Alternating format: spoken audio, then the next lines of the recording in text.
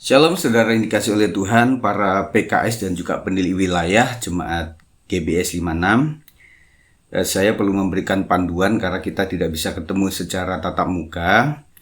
Nah, pesan saya yang pertama adalah mari para PKS segera melakukan tindakan nyata di komselnya, di wilayahnya. Kalau misalnya diadakan komsel pada minggu ini, bisa silakan mengatur waktu dengan baik. Adapun penilik wilayah itu nanti penugasan oleh saya sendiri berdasarkan kebutuhan daripada PKS akan komsel-komsel atau yang PLT PKS yang sudah ditunjuk. Nah, itu bisa diarahkan ke kami sebagai gembala. Lantas nanti saya akan susun rencana untuk antara Pak Apu atau Bu Marta yang akan hadir ataupun saya sendiri. Jadi penilik wilayah nanti berdasarkan apa yang saya tugaskan ya. Nah, untuk minggu ini kita akan membahas mengenai materi yang sudah saya sampaikan dalam khotbah, tetapi ada hal yang perlu saya pandu sedikit ya. Jadi kita akan mulai dengan pembukaan. Salam Salom itu adalah waktu ada yang datang, PK sudah datang dan ketemu dengan yang lain, itu udah merupakan salam juga. Tetapi resminya adalah mari kita akan mulai komsel kita. Apa kabar semuanya yang hadir hari ini?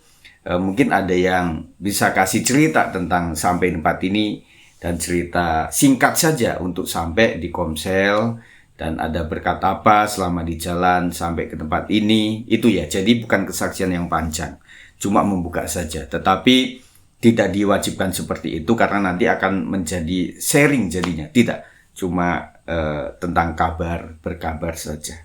Nah, kemudian setelah itu baru doa pembukaan. Nanti waktu melihat video ini tolong membaca acuan-acuan ini ya, supaya nanti lebih bisa mengikuti begitu.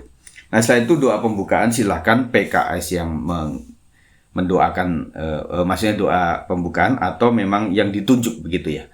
Nah, kalau ditunjuk orang lain lebih baik dikasih tahu sebelumnya, kalau memang kondisi begitu dikasih tahu, atau tunjuk langsung juga bisa. Cuma untuk membuka dalam doa. Kemudian langsung arahkan tuh dalam pembacaan. Mari kita akan masuk dalam materi ini. Nah, setelah itu baru lagu penyembahan, kemudian ada menyembah Tuhan, segitu ya, tidak terlalu panjang-panjang. Kemudian kalau ada kondusif tempatnya bisa lagu pujian 2 bisa, kemudian lagu menjelang firman Tuhan ya. Nah, setelah itu doa untuk mendengarkan firman Tuhan disampaikan. Baru setelah itu langsung dibuka dengan pembacaan dalam Matius 5 ayat 20. Kemudian langsung kepada pertanyaan sharing. Jadi pertanyaan kepada anggota komsel, yang pertama, siapa yang hadir dalam ibadah raya? Dan itu ditanyakan ya, dan juga mungkin ada yang tidak hadir. Nah, kita tanya lagi apakah mengikuti khotbah secara online, secara live, tidak hadir di gereja, tetapi dia langsung mendengarkan secara live melalui Facebook, atau tayang ulang. Nah, itu perlu ditanyakan setiap ada komsel, karena ini kebutuhan kita adalah mendata jemaat untuk ketidakhadiran mereka, adakah follow up atau ketidakhadiran yang biasa, bukan luar biasa. Kemudian pesan firman Tuhan, seperti apa yang saudara tangkap dari khotbah minggu kemarin. Jadi beberapa orang yang hadir di onsite itu ibadah raya bisa, tadi kan ada datanya, ada siapa saja, pesannya apa yang masuk dalam pikiran hati mereka. Tujuannya adalah untuk mengetahui apakah jemaat itu respon, mengerti atau tidak. Jadi itu juga tidak cuma menjadi arahan, pelajaran dan juga koreksi buat mereka, tetapi juga buat saya terutama. Kalau sampai diberitakan kebenaran firman Tuhan dengan cara itu nggak ngerti juga, maka saya akan alih cara untuk bisa menerangkan dalam khotbah sampai bisa, begitu ya, untuk itu. Ada beberapa orang yang hadir secara online, itu kita juga silakan menjawab pesan apa yang disampaikan. Nah, kemudian adakah kendala bagi yang online? Ya, tentunya ada alasan tidak hadir, ada alasan tidak online, juga ada alasan, begitu ya. Jadi supaya kita tahu juga keadaan jemaat, anggota jemaat di wilayah kita. Kemudian pertanyaan lanjutan, yang dimaksud ibadah itu apa ya? Nah, kita akan dipersilahkan memberikan waktu kepada beberapa orang untuk menjawab ibadah itu apa menurut mereka, begitu ya. Nah, kemudian yang dimaksud hidup keagamaan dalam pelajaran kali ini apa ya maksudnya? Jadi mereka juga dipersilahkan untuk menjawab. Apapun jawabannya, tolong PKS atau penilik wilayah jangan menyalahkan, jangan sampai. Pokoknya kuncinya teman-teman semuanya, waktu jemaat anggota itu menjawab apapun, kita mencoba untuk tidak menyalahkan, meskipun memang benar-benar kurang betul. Tetapi, oh ya baik, ada yang lain, begitu ya. Oke, baiklah. Kita sama-sama belajar, mari kita akan membahas materi ini lebih jauh lagi. Begitu saja ya. Jadi jangan debat kusir, saya berharap begitu juga. Dan juga, ketika jawaban mereka agak melenceng, karena kita ada leader, harus berhak untuk, oh tidak Bu, kita tidak sedang bicara tentang itu. Nanti saja kalau memang bicara tentang itu di topik yang seperti itu. Atau kalau memang pertanyaan mereka agak sulit tentang materi yang kita sedang tanyakan, nanti saya tidak bisa menjawab secara baik, mungkin nanti tunggu saya pertanyakan kepada gembala untuk bisa menjawabnya, atau waktu gembala nanti ada di khotbah di minggu atau di renungan komisi, pesan dari pertanyaan ini untuk bisa dibahas lagi, begitu ya. Jadi jangan menjawab yang kita nggak tahu, gitu ya. Jadi jangan merasa, wah saya sebagai PKS tidak boleh dipandang tidak tahu. Tidak, kita sama-sama belajar. Nah, kemudian masuk setelah pertanyaan itu cukup pendek untuk sharing kepada menangkap inspirasi dan juga kesan yang ada di anggota. Kemudian selanjutnya untuk jawaban PKS atau penilai ini kita cukup membacanya saja dan menguraikan sedikit itu kalau perlu ya. Tergantung komsel mana yang membutuhkan uraian singkat atau tidak, begitu. Nah, kita masuk kepada membaca tentang hidup keagamaan. Kita baca terus sampai Matius 5 ayat 20 kita baca. Kemudian Matius 23 ayat 23 kita baca. Kemudian ada penerangannya di situ. Sampai kepada terus kita baca sampai kepada tulisan penutup. Nah, di penutup itu setelah kita menguraikan membacanya itu tadi, baru jadi apa yang harus kita lakukan setelah komsel ini? Nah, itu sebagai respon atau follow up. Nah, anggota komsel bisa membaca lagi di dalam Matius 23 tadi. Jadi yang harus kita lakukan adalah yang pertama beribadah sungguh-sungguh. Yang kedua adalah memberikan persembahan-persembahan. Nah, ditanyakan lagi untuk yang penutup ini, apa saja bentuk persembahan di gereja kita? Kita mencoba, kita kan ada beberapa amplop itu, boleh nanti saya akan foto kemudian saya share kepada teman-teman PKS dan penilik wilayah bahwa kita ada bentuk-bentuk atau jenis-jenis persembahan di situ yang ada di dalam amplop.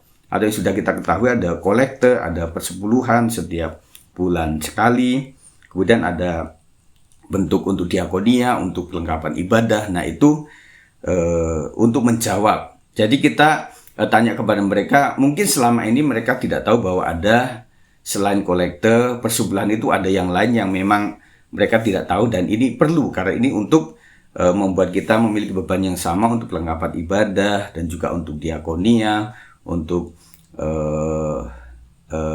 uang untuk untuk istilah kata renovasi atau pembangunan atau untuk keperluan ruang-ruang untuk kegiatan kita dan lain sebagainya.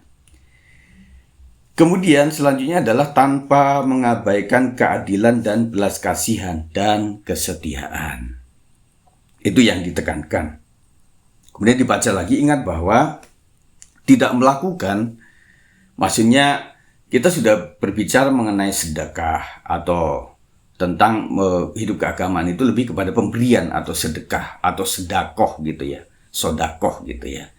Jadi bermuaranya di situ dalam tulisan yang sudah dibacakan tadi, tentunya ada mengenai sodakoh ya, yang mengacu kepada yang LAI bentukannya, kalimatnya itu adalah hidup keagamaan. Nah, jadi ingat bahwa tidak melakukan hidup keagamaan, tidak melakukan sodakoh atau tidak melakukan sedekah atau pemberian kepada Tuhan, termasuk yang disinggung dalam ayat ini adalah mengenai persepuluhan. Kita sudah bahas mengenai bahwa persepuluhan itu oleh Yesus diiyakan bahwa ada. Nah, di pihak daripada orang Farisi dan ahli Taurat, mereka memberikan bumbu-bumbu masak yang sebenarnya tidak menjadi hitungan wajib untuk diberikan sebagai persepuluhan, tetapi mereka lakukan karena ingin sempurna. Tetapi mereka meniadakan atau menyepelekan hal-hal yang penting, keadilan, belas kasihan, dan kesetiaan. Jadi itu yang perlu kita tekankan. Nah, setelah itu bisa ditutup dengan doa setelah firman Tuhan itu. Silakan saja siapa yang menutup atau PKS-nya. Kemudian ada persembahan ya untuk persembahan komsel ini. Saya ingatkan lagi, bentuk persembahan itu masuk ke keuangan gereja, dan kemudian untuk action jangka pendek untuk diakonia, untuk kebutuhan dinamika dalam wilayah itu silakan dikumpulkan kepada bendahara komsel, tetapi harus ada laporannya kepada bendahara umum gereja. Ya, itu tolong diingat lagi. Setelah itu ada pengumuman dan doa penutup ya. Kalau tidak ada saya dan atau Pak Po, itu bisa langsung di doa penutup saja. Tetapi kalau ada kami akan melakukan doa berkat. Nah, saya pikir itu saja teman-teman PKS yang dikasih oleh Tuhan. Saya sampaikan ini untuk menjadikan bahan ini menjadi lebih baik dan menjawab kebutuhan wilayah. Tetap satukan hati. Ini untuk pekerjaan Tuhan. Hati-hati dalam konsel berbicara, hati-hati dalam memimpin, karena Tuhan yang melihat setiap hati kita, dan tentunya kita bertanggung jawab kepada Tuhan untuk apa yang kita lakukan. Saya akan menutup dalam doa untuk menutup panduan pada malam hari. Tuhan Yesus berkenan memberkati setiap wilayah, bagaimana informasi, mobilisasi, kegerakan dalam kegiatan-kegiatan, supaya bisa berjalan dengan baik, termasuk komsel yang sudah berjalan, supaya bisa membagikan, meneruskan kebenaran firman Tuhan yang sudah disampaikan pada hari Minggu, dan menjadi berkat kepada seluruh jemaat, anggota jemaat GBS 56, dan secara rata mereka boleh mengalami berkat pengajaran yang sama. Dijauhkan daripada roh-roh jahat, roh pemecah belah, dihancurkan dalam kuasa nama Yesus.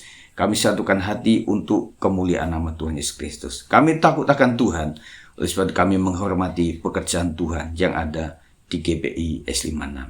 Berkat Tuhan untuk kita sekalian, berkat di dalam nama Bapa, Anak, dan Roh Kudus, di dalam nama Tuhan Yesus Kristus untuk kita hari ini, sampai Tuhan datang 2 kali. Yang percaya katakan, amin. Thank you. God bless.